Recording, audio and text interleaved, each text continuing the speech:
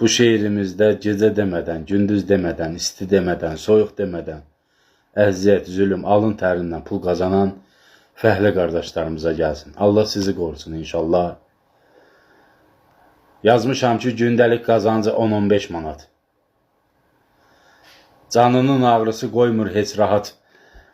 Hey əzib, yazığı incidib həyat. Gündüzü gecədən qara fəhlənin.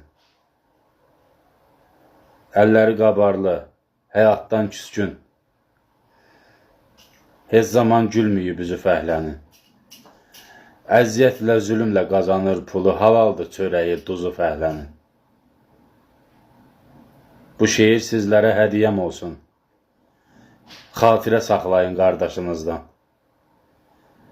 Nə olsun kasıbsan, canın sağ olsun, kişilik qan axır damarınızdan.